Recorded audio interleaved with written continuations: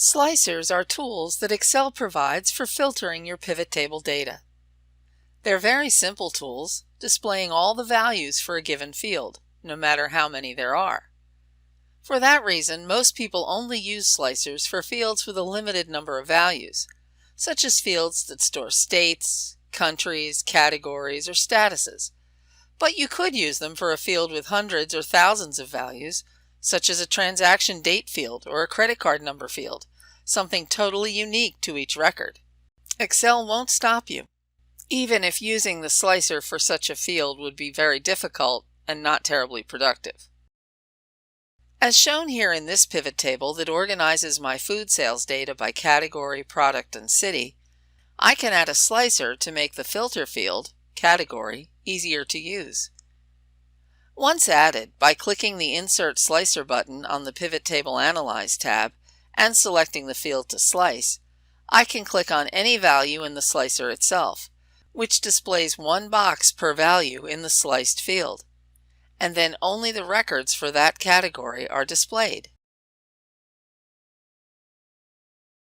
If I want to see more than one value, I can either click the Multi-Select button or simply press the Control key as I click on the values. You can add as many slicers as there are fields in your data, and you can drag, resize, and even color them to make them easier to use.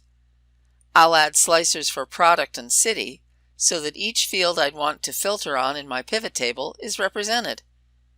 Once inserted, I can place them side by side, and using the Slicer tab, change their color using the Slicer Styles options, and even align them precisely using the Align button.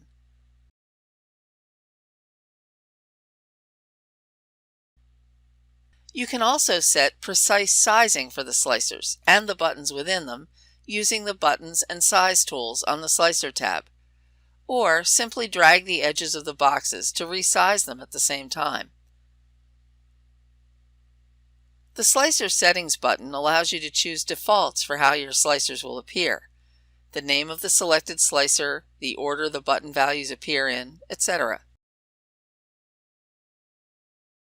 Finally, you can choose the Report Connection button to choose which of your tables in your current workbook to connect to the selected slicer, making it possible to filter more than one table at a time simply by checking off the pivot tables you want to connect to.